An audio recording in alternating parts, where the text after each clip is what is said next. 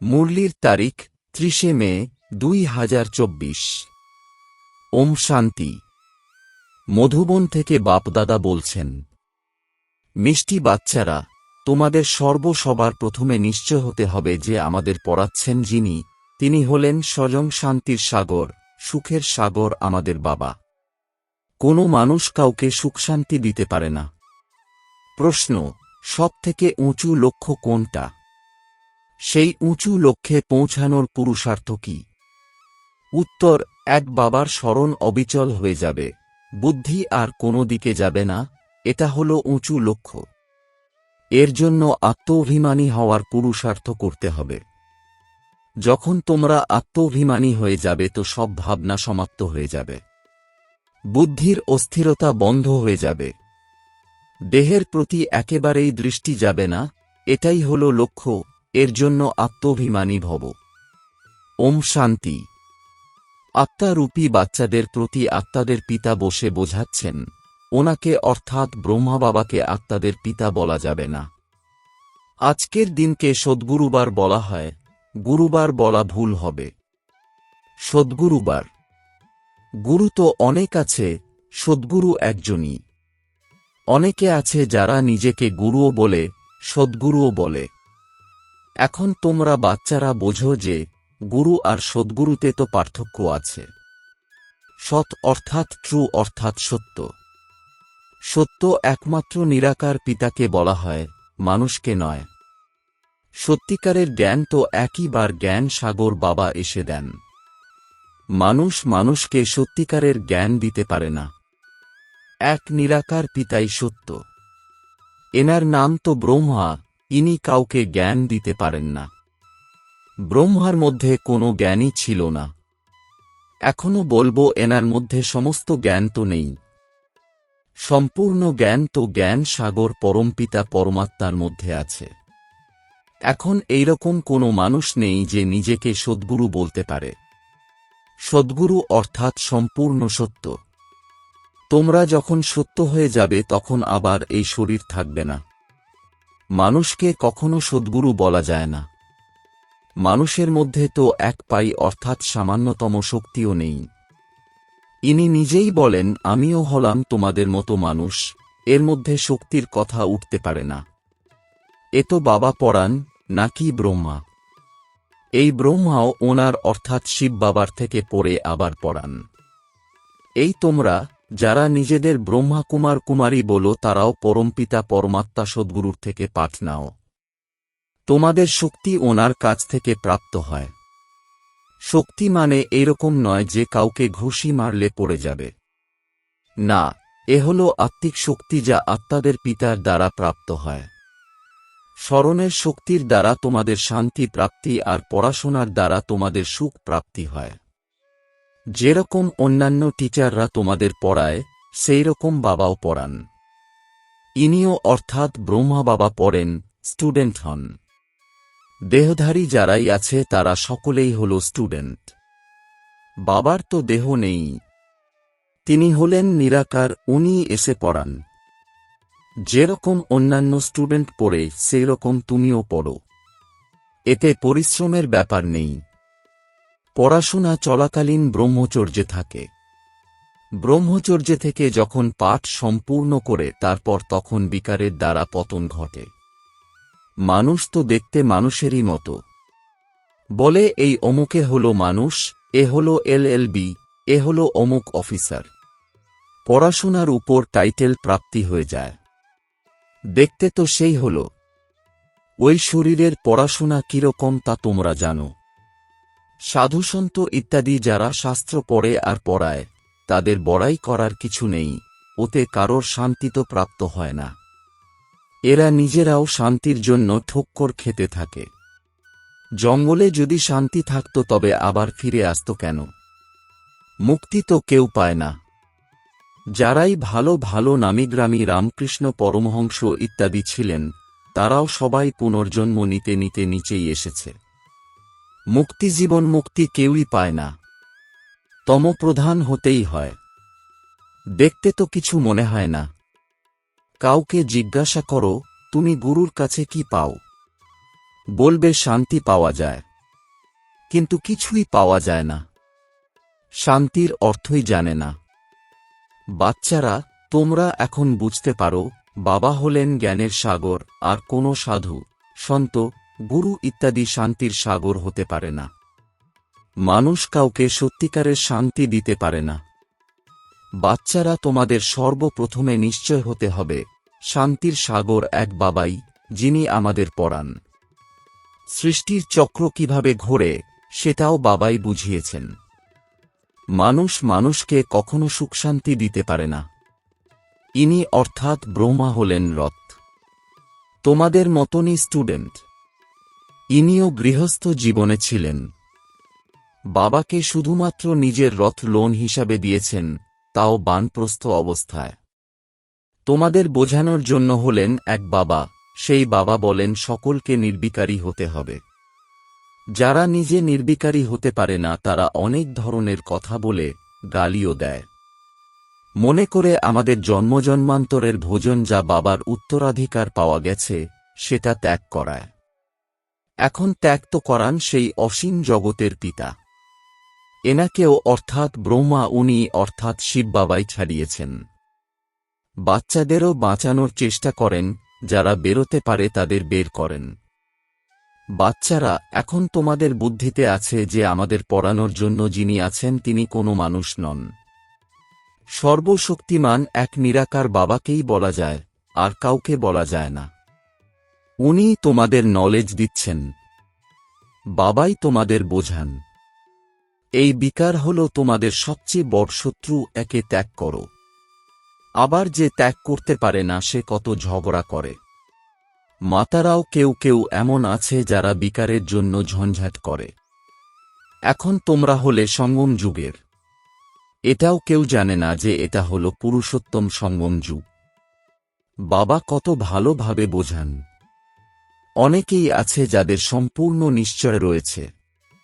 কারো সেমি নিশ্চয়, কেউ 100 ভাগ, কেউ বা 10 ভাগ নিশ্চিত। এখন ভগবান শ্রীমত দেন, বাচ্চারা আমাকে স্মরণ করো। এ হল বাবার অনেক বড় ফরমান। নিশ্চয় হলে তবে না সেই আদেশ অনুযায়ী চলবে। বাবা বলেন, আমার মিষ্টি বাচ্চারা, তোমরা নিজেদের আত্মা মনে করে বাবাকে স্মরণ করো। এনাকে অর্থাৎ ব্রহ্মাকে স্মরণ করতে হবে না। আমি বলি না, বাবা আমার দ্বারা তোমাদেরকে বলেন। যেরকম তোমরা বাচ্চারা পড়ো তেমনি ইনিও পড়েন। সকলেই স্টুডেন্ট। পড়ানোর টিচার একজনই। ওখানে সব মানুষ পড়ায়। এখানে তোমাদের ঈশ্বর পড়ান। তোমরা অর্থাৎ আত্মারা পড়ো। তোমাদের আত্মা আবার পড়ায়ও। এর জন্য খুব আত্মাভিমানী হতে হবে। ব্যারিস্টার ইঞ্জিনিয়ার আত্মাই হয়। আত্মার এখন দেহ অভিমান এসে গেছে। আত্মাভিমানীর বদলে দেহ অভিমানী হয়ে পড়েছে। যখন আত্মাভিমানী হবে তখন বিকারী বলা যাবে না। তাদের কখনো বিকারী মনোভাবও আসতে পারে না।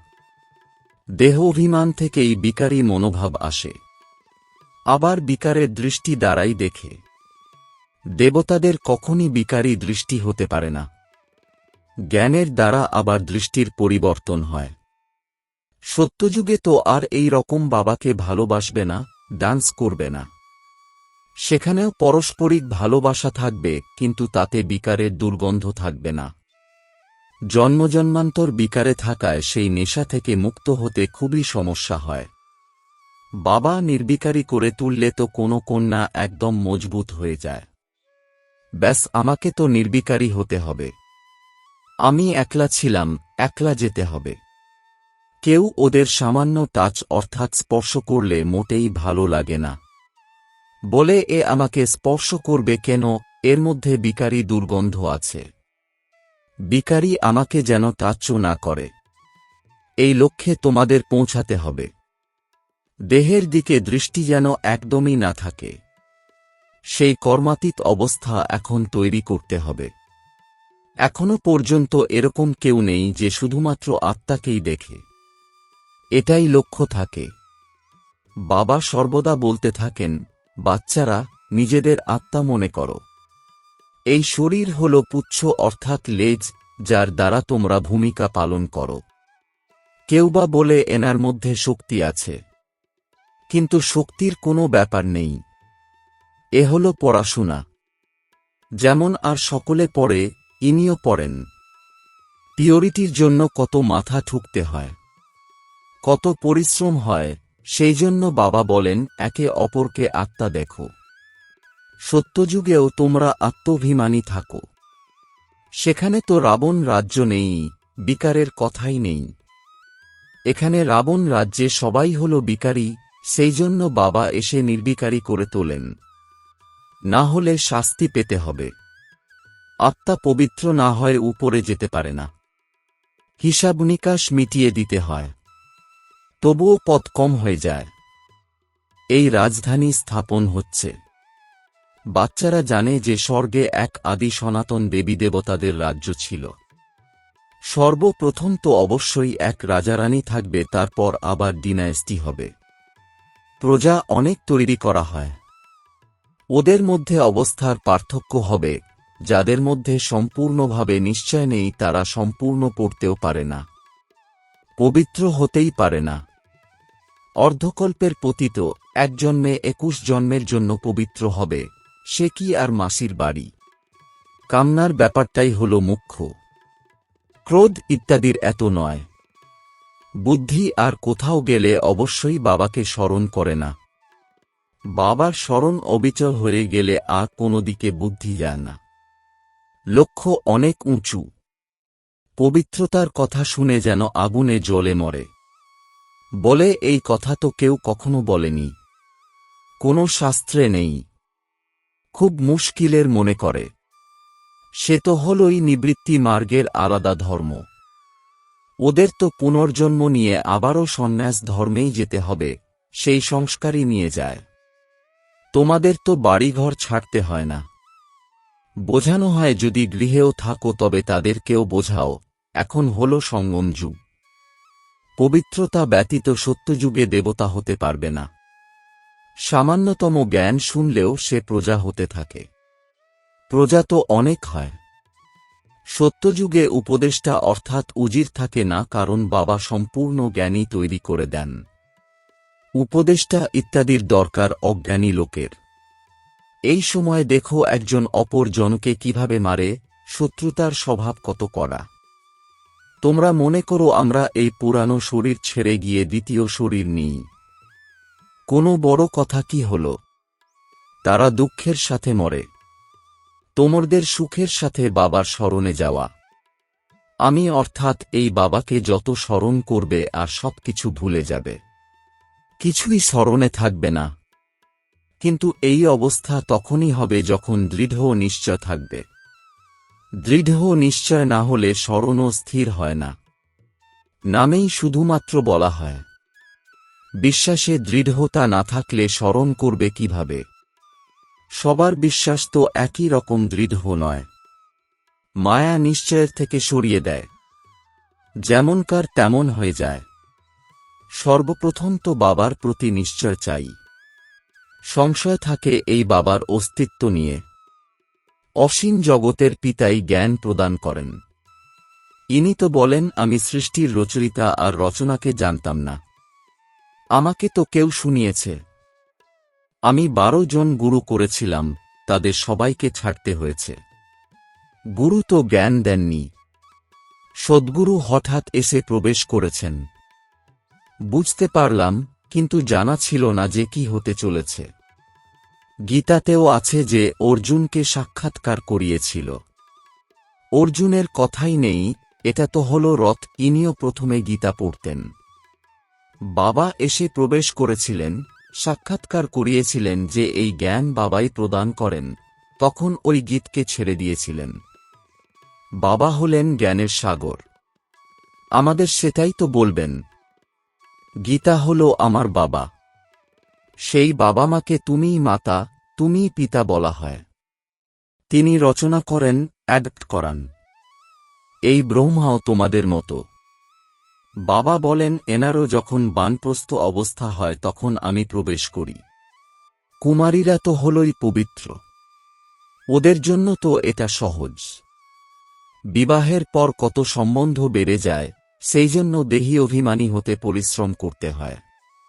বাস্তবে আত্মা হল শরীর থেকে আলাদা, কিন্তু অর্ধকল্প দেহ অভিমানী থেকেছে। বাবা এসে তোমাদের অন্তিম জন্মে দেহী অভিমানী করে তোলেন বা আত্মচেতনায় জাগৃত করেন, তাই তো কঠিন ব্যাপার মনে হয়। পুরুষার্থ করতে করতে কত অল্পই মাত্র পাশ করে, অষ্টরত্ন উদ্ভাসিত হয়। আত্ম অভিমানী হতে অনেক পরিশ্রম। আচ্ছা, মিষ্টি মিষ্টি প্রশিক্ষার্থী বাচ্চাদের প্রতি মাতপিতা বাপদাদার স্মরণের স্নেহসুমন আর সুপ্রভাত। আত্মাদের পিতা তাঁর আত্মারূপী বাচ্চাদেরকে জানাচ্ছেন নমস্কার। ধারণার জন্যে মুখ্য সার: ১. জ্ঞানের দ্বারা নিজের দৃষ্টির পরিবর্তন করতে হবে। আত্ম অভিমানী হয়ে বিকারী চিন্তা ভাবনাকে সমাপ্ত করতে হবে। কোনো রকম বিকারের দুর্গন্ধ যেন না থাকে, দেহের প্রতি যেন একদমই দৃষ্টি না যায়। ২. অসীম জগতের বাবাই আমাদের পড়ান, এইরকম দৃঢ় নিশ্চয় থাকলে তবে স্মরণ দৃঢ় হবে।